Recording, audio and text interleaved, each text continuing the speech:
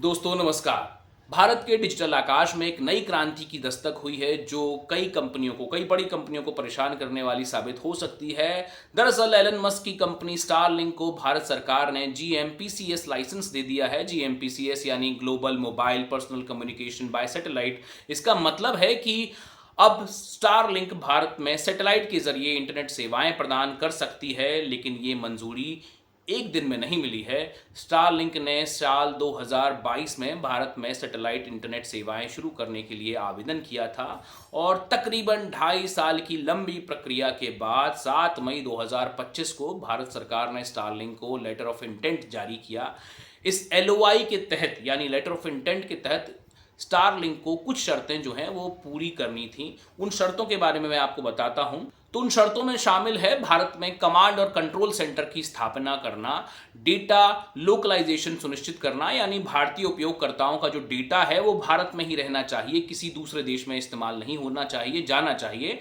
कानूनी इंटरसेप्शन की व्यवस्था करना भी इसमें शामिल है ताकि सुरक्षा एजेंसियों को जरूरत पड़ने पर निगरानी कर सकें। भारत में तो इसकी जरूरत बहुत ज्यादा होती है, आपको पता ही है। स्टारलिंक ने इन सभी शर्तों को अब पूरा कर दिया है और इसके बाद 6 जून 2025 को उन्हें जीएमपीसीएस लाइसेंस जो है वो दे दिया गया।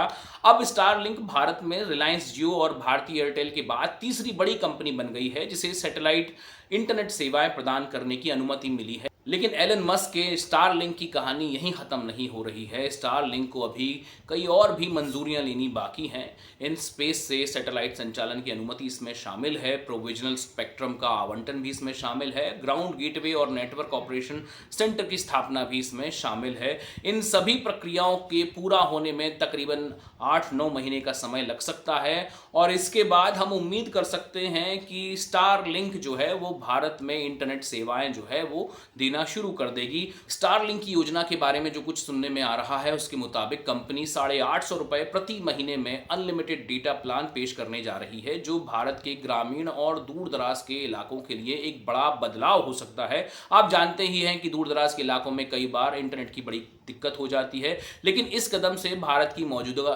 टेलीकॉम कंपनियां जो हैं जियो और भारती एयरटेल, उनको कड़ी चुनौती मिलने की संभावना है। इन कंपनियों ने 5G स्पेक्ट्रम के लिए भारी भरकम रकम खर्च की है, जबकि स्टारलिंक को स्पेक्ट्रम सीधे असाइनमेंट के माध्यम से मिल गया है। इसके बाद स्टारलिंक के लिए प्रतिस्पर्धा करना आसान हो गया है और भारती एयरटेल और जियो के लिए यह थोड़ा सा मुश्किल साबित हो रहा है। क्या स्टारलिंक का भारत में प्रवेश डिजिटल क्रांति लाएगा या फिर ये भारत की टेलीकॉम इंडस्ट्री के लिए एक बड़ी चुनौती साबित होगा? जैसा पिछले बार हमने देखा कि कई कंपनियां जो हैं बड़े प्लेयर्स के सामने धराशायी हो गई या फिर मार्केट से गायब हो गई।